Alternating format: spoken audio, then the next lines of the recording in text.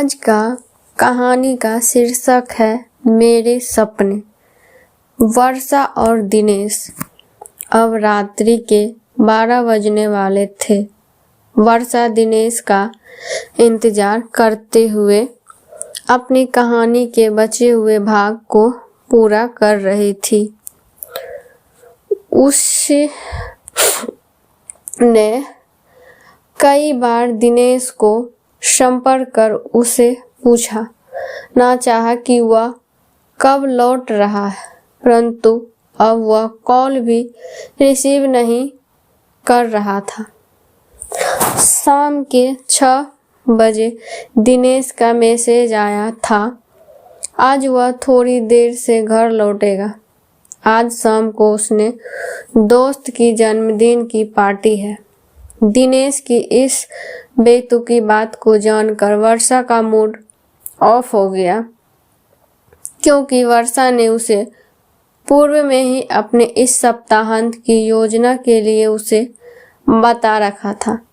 फिर जब वर्षा ने उसे कॉल करके पूछा तो दिनेश ने दोस्त की जन्मदिन की पार्टी में मजबूरी में शामिल होने और थोड़े देर में घर आने की बात कहा।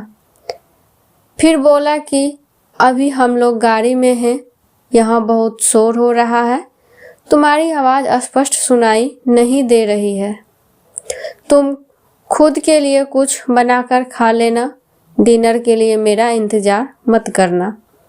दिनेश की इस बात पर वर्षा ने उसे अपने मायके चलने की आज की पूर्व से की गई तैयारी की याद दिलाई। फिर दिनेश कहने लगा, तुम उदास मत होना, मुझे अच्छी तरह याद है।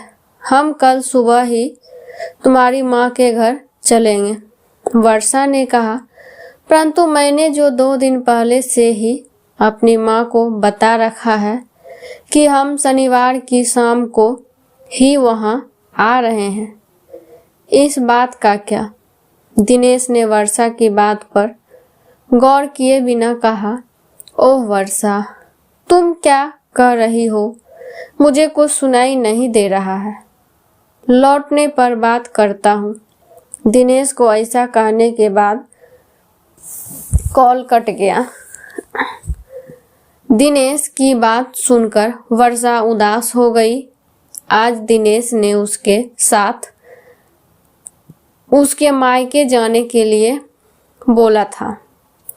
आज की शाम और कल की छुट्टी के लिए वर्षा ने कई दिनों पहले से ही योजना बना रखी थी, पर आज फिर दिनेश की ऐसी गतिविधि से उसे बहुत दुख हो रहा था। आज दिनेश की यह पहली बार की कोई नई बात नहीं है जिसमें उसने वर्षा की पूर्व की योजना को महत्व न समझकर अपने दोस्त की जन्मदिन की पार्टी की बात कहकर बहाना बनाया है। दिनेश पूर्व में भी कई बार ऐसे ही कई बहाने बना चुका है, जिससे वर्षा को उस पर शक होता रहा है। वर्षा और दिनेश की शादी को अभी 1 वर्ष भी पूरे नहीं हुए, परंतु वर्षा ने दिनेश को अक्सर ही स्वयं के प्रति निराश और उदासीन ही महसूस किया है। अभी पिछले सप्ताह के बाद बात है जब वर्षा की सहेली उससे और दिनेश से सप्ताहांत पर मिलने आई थी, लेकिन दिनेश अपने बैंक का काम सर्वर की वजह से पूरी न होने की बात कहकर उस दिन शाम को 9 बजे घर आया था। जब तक उसकी सहेली रेखा लौट चुकी थी, उसे रात्रि में ही मुंबई के लिए ट्रेन पकड़ना था। वैसे वहां आने से पूर्व में वर्षा ने अपनी सहेली रेखा से उसके कहने पर कई बार दिनेश से वीडियो कॉलिंग पर बातें कराई थी, लेकिन रेखा की दिली इच्छा थी कि एक बार दिनेश को सामने से मिले और बातें करे। फिर उस दिन कई दिनों पूर्व से बताने के बाद भी दिनेश रेखा से मिल ना सका था। उस दिन भी वर्षा और रेखा दोनों ने ही दिनेश को कई बार कॉल किया, परंतु दिनेश अन्य स्टाफ न होने की बात कहकर घर आने में अपनी मजबूरी बताकर कन्नी काट गया था। परंतु वर्षा को कभी भी दिनेश की बातों का विश्वास नहीं होता था, क्योंकि वह अक्सर ऐसे कई मौकों पर ऐसे ही बहाना बनाया करता था। उस दिन भी जब वर्षा ने उसे वीडियो कॉलिंग पर रेखा से बात कर लेने की बात कही तो दिनेश ने वीडियो कॉल रिसीव नहीं किया। बस बार बार नेटवर्क ठीक न होने की बात कहकर वॉइस कॉल ही स्विच कर देता था। इस बात पर वर्षा को दिनेश के लिए यह शक हो रहा था कि शायद वह अपने बैंक में कार्य पर नहीं है, बस वहां होने का बहाना बना रहा है। वर्षा ने यह कभी नहीं सोचा था कि दिनेश के से विवाह के पश्चात उसके दिन उसके साथ ऐसे गुजरेंगे। दिनेश के बारे में सोचते सोचते वर्षा अपने अतीत के यादों को विचार करने लगी।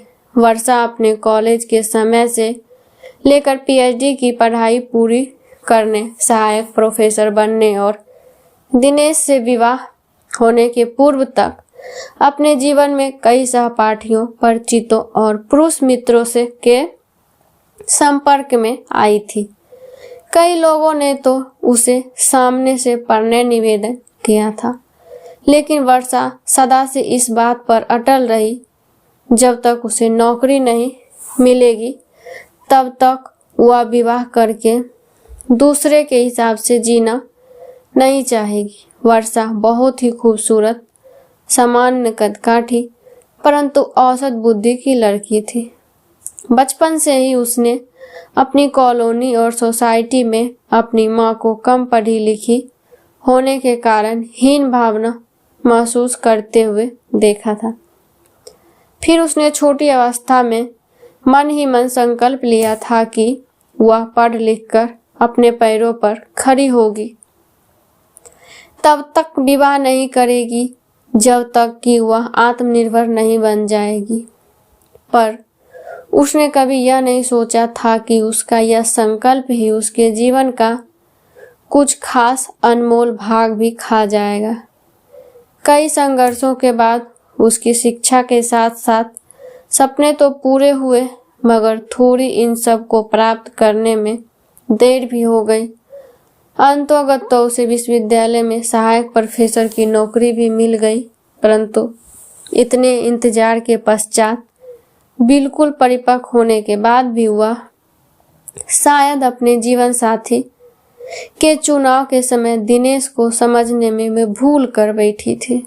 वर्षा के विवाह के समय उसके माता पिता के साथ उससे भी जल्दी ही थी। फिर शादी.com की वेबसाइट के द्वारा जल्द ही उसे अपने शहर में ही दिनेश मिल गया था, जो बैंक में अधिकारी था। एक दो बार दोनों पक्षों से लड़का लड़की को देखने और उनके घर वालों के मिलने जुलने के बाद सबकी सहमति से रिश्ता तय हुआ और जल्द ही सादगी के साथ विवाह भी संपन्न हो गई थी। परंतु विवाह के कुछ महीनों पश्चात वर्षा को यह पता चला कि दिनेश का विवाह 4 वर्ष पूर्व भी बैंक में कार्य करने वाली एक लड़की से हुआ था। न जाने क्या कारण रहा था, 1 वर्ष के अंदर ही दोनों ने अपने रास्ते अलग कर लिए थे। वर्षा के पिता रामजी वर्मा रेलवे में अधिकारी थे। पूरा परिवार वर्षों से जंक्शन के पास ही बने रेलवे की स्टाफ कॉलोनी में रहा करता था। वर्षा के परिवार में उसके माता पिता के अलावा एक भाई बहन थे।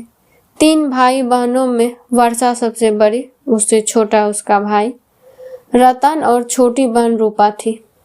रामजी वर्मा जब वर्षा को विवाह के लिए कहते तो वह टाल देती थी। वर्षा के भाई बहन दोनों ही अब बाल बच्चेदार भी होने लगे थे। इस समय तक वर्षा अपनी उच्च शिक्षा में ही लगी रही थी। इसी बीच रतन ने बैंक पीओ की नौकरी प्राप्त कर लिया। फिर रामजी वर्मा ने रतन को विवाह भी एक इंजीनियर लड़की से संपन्न कर दिया था।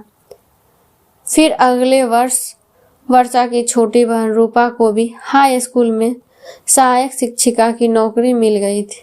उसके बाद रूपा ने भी माता पिता के सहमति के पश्चात अपने परिचय के एक शिक्षक मित्र के साथ दाम्पत्य जीवन में बंधकर गृहस्थ जीवन का आनंद ले रही थी। वर्षा की पीएचडी अभी भी अधर में ही लटकी हुई थी। फिर उसने जी जान से लगने के साथ अपने शोध पत्रों का प्रकाशन कराया। फिर सारे थीसिस विश्वविद्यालय में जमा किया। फिर डिग्री मिलने के पश्चात वर्षा तब नौकरी की खोज में लगी रही। अंततः कई प्रयासों और धैर्य के साथ इंतजार के बाद उसे विश्वविद्यालय में सहायक प्रोफेसर का कार्य का अवसर मिला। आप अगर इस कहानी से संतुष्ट या आपको ये कहानी अच्छी लगी हो तो प्लीज़ मेरे चैनल को सब्सक्राइब, लाइक और शेयर ज़रूर, और कमेंट में मुझे ज़रूर बताएं कि यह कैसा लगा आपको कहानी।